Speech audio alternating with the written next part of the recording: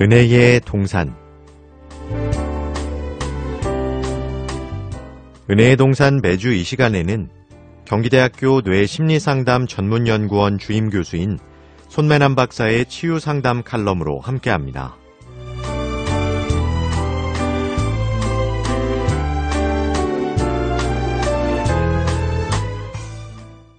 안녕하세요.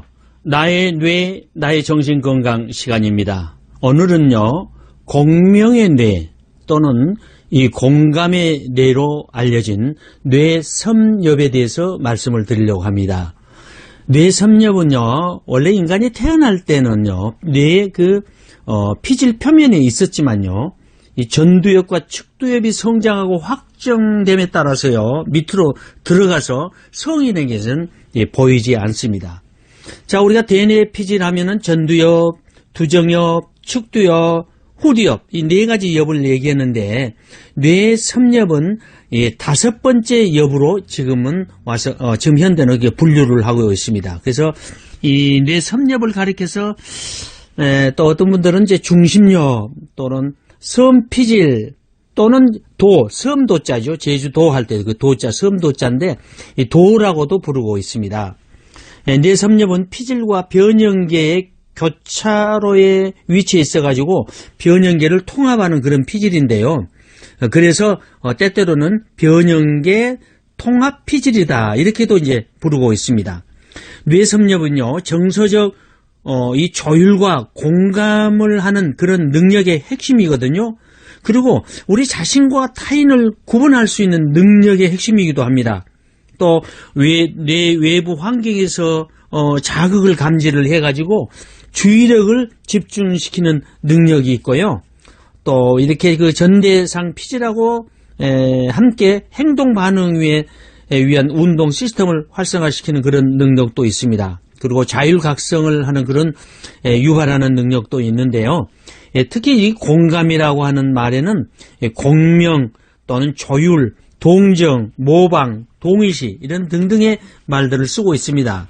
자, 그러면 이런 공명 행동은요, 우리 모든 사회적 상황에서 다 발생합니다. 거울신경계에서 유발된 이 반사적 반응이고요, 자동적인 반응입니다. 공명은요, 또 모방학습이라든가 절차 기억을 자동적으로 유도를 해가지고 학습을 촉진시키기도 하는 것입니다. 자, 길을 가다가요, 사람들이 어딘가를 딱 올려다 쳐다보고 있잖아요. 그럼 자신도 모르게 반사적으로 높은 곳을 쳐다보고 있는 사람들처럼 똑같은 행동을 하기도 하고요. 복싱이나 야구 또는 배구 경기할 때요, 자기도 모르게 그 선수들의 행동을 따라서 하는 경우, 이 모두가 공명입니다. 아시안 게임을 마치고 영국으로 돌아갔던 그 손흥민 선수는요, 한참 동안, 몇 달 동안 공을 한 골도 넣지를 못했습니다. 그러다가 첼시와의 경기에서 11월 27일 날 80m를 갖다가 혼자서 질주하면서 또 몇 사람을 제치면서 공을 집어넣었죠. 그럴 때 나도 모르게 손흥민 선수처럼 막 달리는 거예요. 그리고 몇 사람을 제치는 거예요. 그리고 저도 공을 같이 넣었습니다. 뭐예요? 이게 다 공명 행동이라고 하는 것입니다. 저는 어릴 때요, 중학교 1학년 때 처음으로 시골에서 이제 도시에 와서 어느 공원 같은 산을 좀 올라갔는데요. 중간 정도 올라갔는데 사람들이 다 막 달려 내려와요. 그래도 나도 모르게 막 달려서 내려왔죠.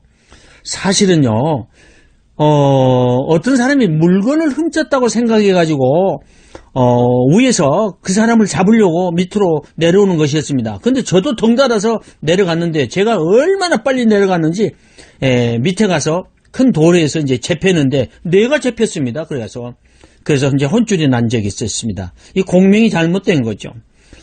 우리 상담 상황에서도요, 공명 행동이 일어납니다. 치료자가 무의식적으로 내담자의 표정과 목소리, 이 톤 자체를 따라서 하는 거죠. 자, 우울증 환자가 와서 우울한 모습과 또 목소리를 내면요, 상담자도, 치료자도 자기도 모르게 다운이 되는 것, 이렇게 다 공명입니다. 공명 현상에서는요, 또 우리 설교 상황에서도 많이 일어납니다. 신학교 때 가르쳤던 설교학 교수라든가 또는 유명한 목사가 설교하는 그 목소리, 자세를 다 따라하는 것입니다. 이게 공명 행동이고요. 또는 이제 동의시라고 얘기할 수도 있죠. 가정에서도요, 공명 행동은 얼마든지 볼 수가 있습니다. 옆집에서 놀러 온 아이들의 행동을 금방 아이들이 모방 학습하는 거, 다 공명 행동입니다.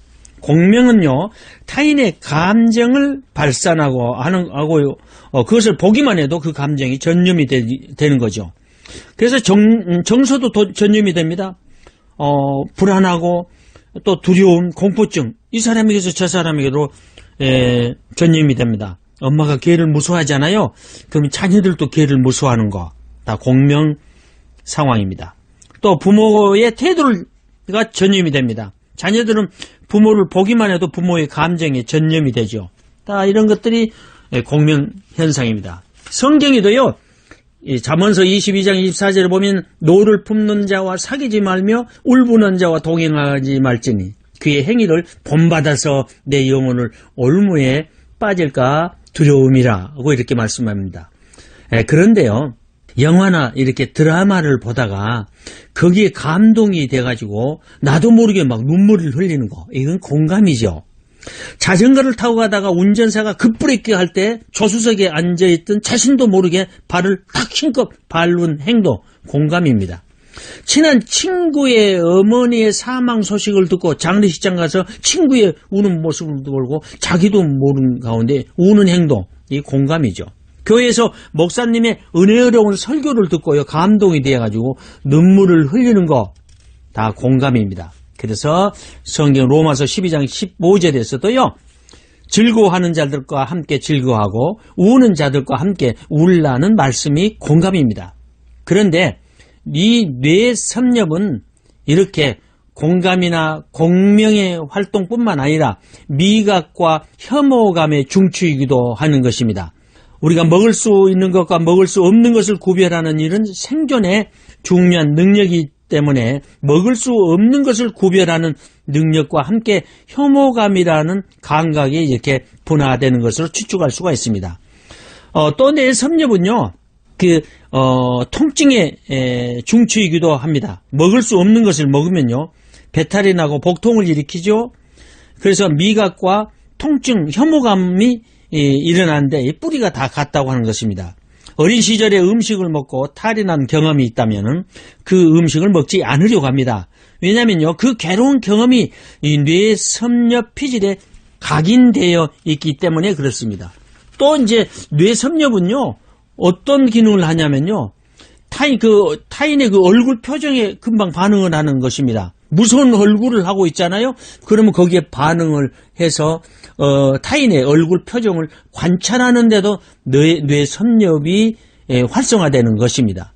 뇌 섭렵은 맛이나 촉각, 또 구역질, 냄새, 메스꺼움 또는 산소 부족, 온도 변화에 같은 여러 가지 자극에서 활성화된다고 하는 사실입니다. 그리고 뇌 섭렵은 극한 통증에서부터 열정적인 사랑에 이르기까지 우리 정서의 극단적인 한계를 중지하는데 우리가 관여를 하고 있다고 하는 것입니다. 자, 우리가 공감할 때 활성화되는 뇌 섭렵은요, 타인의 고통을 보는 동안에도 활성화됩니다. 우리가 고통을 경험하거나 사랑하는 사람이 고통을 경험할 때도 활성화되는 것입니다.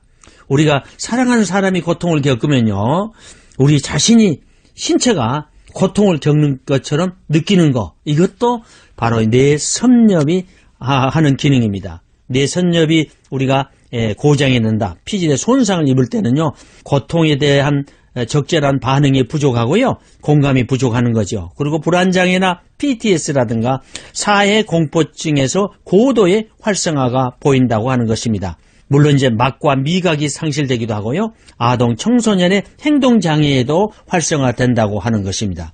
오늘은 공감의 뇌, 공명의 뇌인 뇌 섭렵 피질에 대해서 말씀을 드렸습니다. 감사합니다. 오늘도 좋은 하루가 되시기를 바랍니다.